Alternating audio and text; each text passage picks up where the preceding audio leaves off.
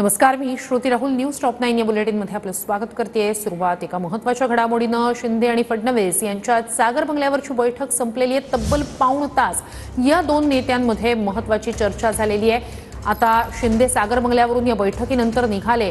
मंत्रिमंडळ विस्तारासंदर्भात या दोन नेत्यांमध्ये सविस्तर पाऊण तास चर्चा झाल्याची माहिती समोर आली आहे.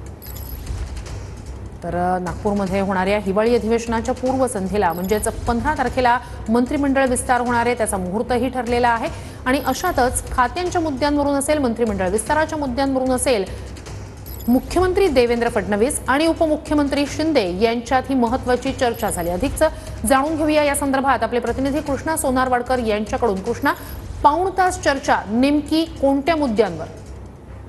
श्रुती, आपण पाहतोय की अधिवेशन 2 दिवसावरती आहे आणि मंत्रिमंडळ विस्तार सुद्धा नागपूरमध्ये रविवारी संध्याकाळी 4 वाजता होणार असल्याची माहिती सुद्धा मिळते आहे आणि त्याच अनुषंगाने दोन नेत्यांमध्ये महत्वपूर्ण चर्चा या बैठकीमध्ये झालेली आहे. उपमुख्यमंत्री एकनाथ शिंदे हे मुख्यमंत्री देवेंद्र फडणवीस यांच्या सागर या निवासस्थानी आलेले होते आणि या दोन नेत्यांमध्ये जवळपास 40 ते 45 मिनिटं चर्चा झालेली आहे. मंत्रिमंडळ विस्ताराला घेऊन अनेक प्रश्न जे आहेत ते निर्माण झालेले आहेत की कोणती खाती कोणाकडे असतील. त्या तिन्ही पक्षांमध्ये बऱ्याचशा महत्वाच्या खात्यावरून रस्सीखेच पाहायला मिळते आहे आणि त्यामुळं या मंत्रिमंडळ विस्ताराच्या आधी ही अखेरची किंवा अंतिम चर्चा जी आहे किंवा शिक्कामोर्तब मंत्रिमंडळ विस्ताराचा जो काही पोर्टफोलिओ ठरलेला होता त्या अनुषंगाने अखेरची चर्चा दोन नेत्यांमध्ये म्हणावी लागेल.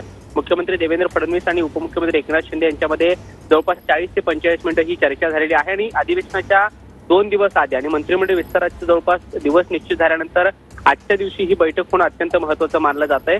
गृह खाते असेल किंवा अर्थ खातं असेल आणि नगर विकास खाता असेल, ही जी महत्वाची खाती आहेत त्या खात्यावरून खास करून शिवसेना, भाजप आणि राष्ट्रवादी काँग्रेसमध्ये कुठेतरी रस्सीखेच पाहायला मिळते आहे आणि त्या अनुषंगानं एकनाथ शिंदे हे मुख्यमंत्री देवेंद्र फडणवीस यांच्या भेटीसाठी त्यांच्या निवासस्थानी आलेले होते आणि या दोन नेत्यांनी आज ही चर्चा केलेली आहे. त्यामुळे कदाचित सगळ्या जे काही मंत्रिमंडळामध्ये समाविष्ट होणारे आमदार आहेत त्यांना उद्यापासून फोन जायला सुरुवात होण्याची शक्यता आहे. नक्कीच.